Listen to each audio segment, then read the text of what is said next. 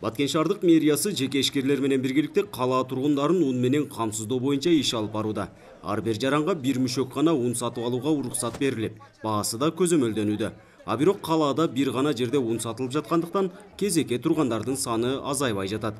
Ошол эле учурда жергиликтүү бийлик жарандарды өлкөдөгү кырдаалга байланыштуу үйдөн чыкпоосун эскертип, коопсуздук чараларын түшүндүрүүдө.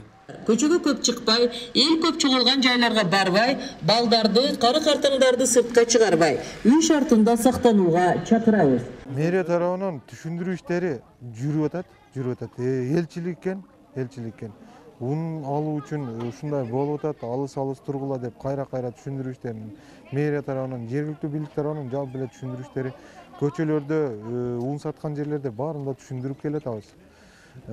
Энди түшүндүргөн менен кээ бирлер түшүнүп атат, кээ бирлер түшүнбөй атат дегендей.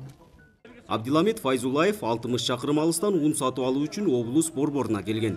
Өзгөчө кырдаал жарыялангандан бери ал жашаган айылда ун сатылбай калганын айтат. Андыктан абалды эске алып, айылдарга да ун сатуучу жайларды уюштурууну өтүнөт. Кыргыз качан эле ушул үйдө түгөнгөндөн чыгат да, утурумдук алып жүргөн кыргыздар да. Ошол айылдарга мүмкүнчүлүк болсо алып барып таркатып, эртең мына карантин болот деп атат, өткөзбөй коюшу мүмкүн бизди. Ар бир айылга ушул эсебин алып, ун жеткизип, башка нерсе болсо да ушул унду, главный ушу биринчи ун экен да. Унду жеткизип турса, өтө биз ыраазы болот элек да, жакшы болот эле. Өкмөт өкүлү болсо ар бир райондо ун сатуу уюштурулганын билдирди.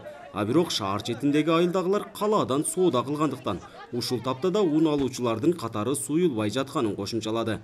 Унду биз айылдарга, райондорго жөнөтүп атабыз. Ошол жерден булар албай дагы Баткенге келип атат. Азыр эми биз дагы мына Баткенде кечээ дагы ун келди. Бул жеке ишкерлердин дагы жардамы болуп атат.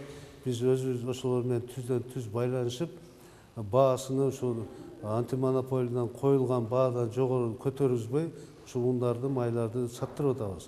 Бүгүнкү күндө Баткен облусу боюнча 26 адам карантинде, дагы 79 киши обсервацияга жаткырылган.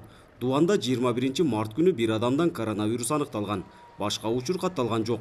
Облуста жалпы 23 жерде санитардык карантиндик көзөмөл постору коюлуп, эл ичинде жугуштуу оорунун алдын алуу боюнча түшүндүрүү иши колго алынган.